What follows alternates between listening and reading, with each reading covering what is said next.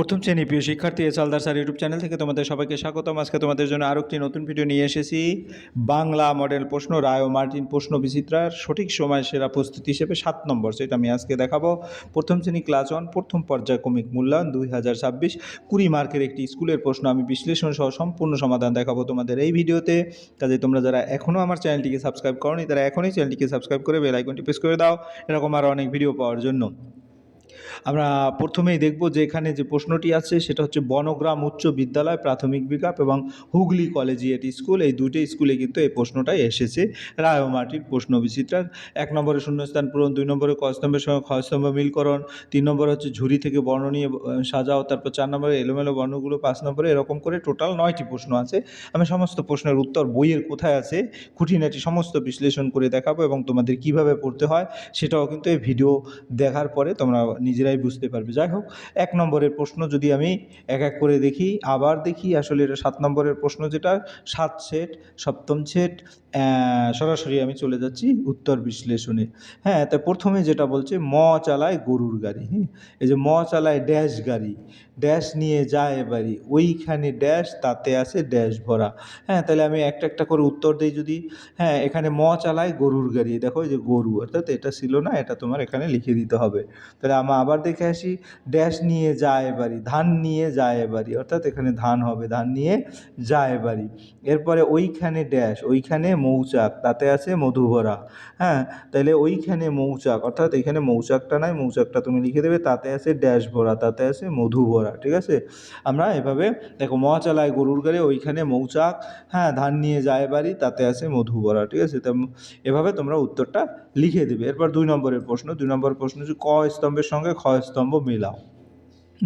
ক স্তম্ভে ছোট, হ্যাঁ, ওকার, ওকার আছে, ওকারটা কোথায় আছে আমরা সেটা দেখার জন্য বই সরাসরি দেখব। যে দিদি, রশ্মিকার, রশ্মি দিদি, অর্থাৎ এটার সাথে এটা মিল। ছেলে এ, এ এ কোথায় আছে, এই যে আছে। তারপরে দা, দা আ কোথায় আছে, আ এই যে আ আছে। তারপর ময়ূর, দীর্ঘইকার, দীর্ঘইকার কোথায় আছে, দীর্ঘইকার, দীর্ঘইকার, দীর্ঘইকার কোথায় আছে, উ, অর্থাৎ এই যে দীর্ঘইকার আছে। ছোট ও, ও কোথায় আছে, ও, ও, ও, ও কোথায় আছে, দেখো দেখো দেখো, ও তোমার গিয়া হলো ও কোথায় আছে, এই যে ও আছে।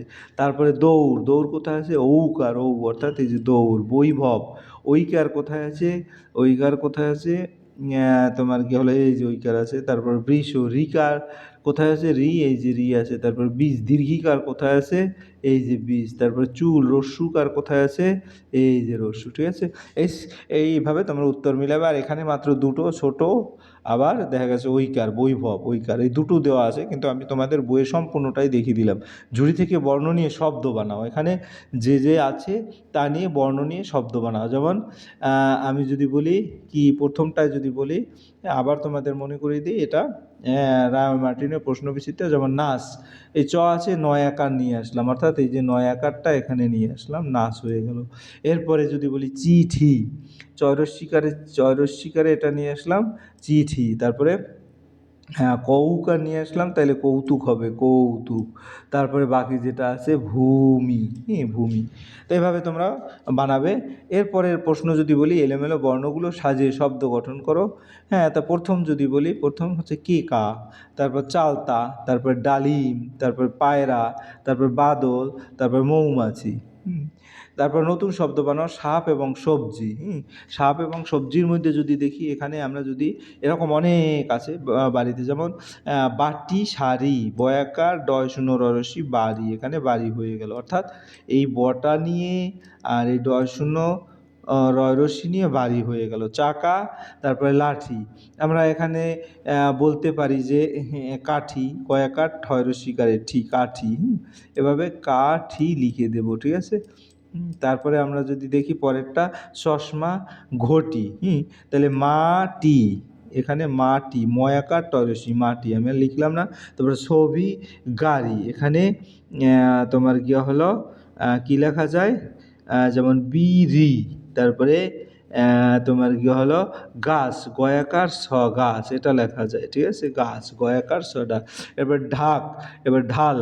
তারপর কল, কল, এটা কল লেখা যায়। ঠিক আছে, এরপরে বক, চিল, এটা কী লেখা যায়, এটা কল, এটাও কল লেখা যায়, ঠিক আছে। অথবা এটা এই তো এইটি লেখা যায় মাছি কাঠ। আমরা এই দুটো দিয়ে বানাতে হবে মাঠ, ময়াকার ঠ মাঠ। হ্যাঁ, তারপর কয়াকার সরসী কাশি, একটা দড়ি বিশেষ, এটাও হয়। বালা আর চটি, বালা আর চটি এটা দিয়ে কি আমরা কি লিখতে পারি, আমরা লিখি বাটি, বয়াকার টয়রস শিকারে টি বাটি, এই দুটো নিয়ে বাটি হয়। এরকম করে তোমরা কিন্তু মিল মিল করে উত্তর দেবে। শাক মাথা, অর্থাৎ একসাথে ক থয়াকারে থা কথা। তারপরে এখানে কিন্তু বাঁশ আছে, হ্যাঁ, তাহলে বাঁশ আছে, বয়ায় বচনডু আকার লাগবে, আর কয় বচনডু আকার তালুব্য সব বাঁশ। যদি বাঁশ হয় এই ব আর কয়াকারে কা বাঁকা, এখানে বাঁকা লিখতে হবে, ঠিক আছে। তারপরে জবা, এটা টিয়া, তাহলে বাটি, এখানে বাটি হবে। অর্থাৎ এখানে একটু একটার, যেমন এটা আম আছে, হ্যাঁ, তাহলে এখানে আম আছে আর এখানে জয়াকার যা আছে, ঠিক আছে। তাহলে ম জয়াকার মজা হবে, ঠিক আছে। এটা কি আছে, এটা হচ্ছে উল, তাহলে উল, আর কি আছে, উ রস্যুট উট, এখানে উট হবে। তারপরে এটা কাশ, এটা পাহাড় আছে, হ্যাঁ, তাহলে এখানে পাশ লিখতে পারি, পাহাড়ের যদি পয়াকার লিখে দিই তালুব্য সব পাশ। তারপরে এটার একটাও নাই, এটা সাজি, এখানে সবজি আর এখানে সাপ একসাথে সাজি হয়, অর্থাৎ এখানে সাপ হবে, এখানে সবজি হবে, পরে সাজি হবে। আর এটা কি হবে, এটা বাটি, আর এখানে হ্যাঁ এটা হচ্ছে জানালা, লয় আকারে লা, অর্থাৎ বালা, এভাবে বালা লেখা যায়। যাই হোক, এভাবে তোমরা লিখবে। এরপরে আমি যেটা আছে এখানে দেখো সাজি, তারপরে নল নল, তারপরে মাসি কাঠ মাঠ, হ্যাঁ, এটা কিন্তু বই থেকেই দেখেছো তোমরা। বিপরীত শব্দ শেষ, শুরু এবং বিশ্রী সুশ্রী। এরপরে যেটা আমরা দেখব সেটা হচ্ছে কি 7 নম্বর, মাত্রাহীন বর্ণ লেখো।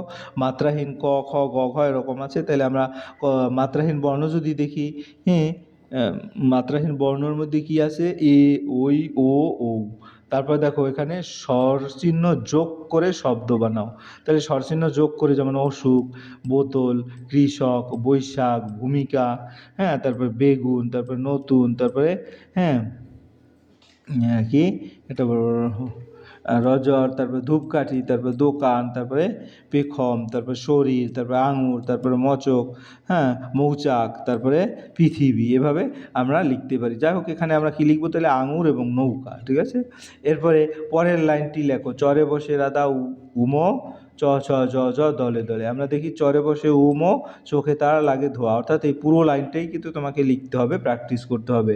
তারপরে তারপরে যেটা হচ্ছে চ ছ জ জ দলে দলে, তারপরে লাইনটি লিখতে হবে, অর্থাৎ বোঝা নিয়ে হাটে চলে, বোঝা নিয়ে হাটে চলে।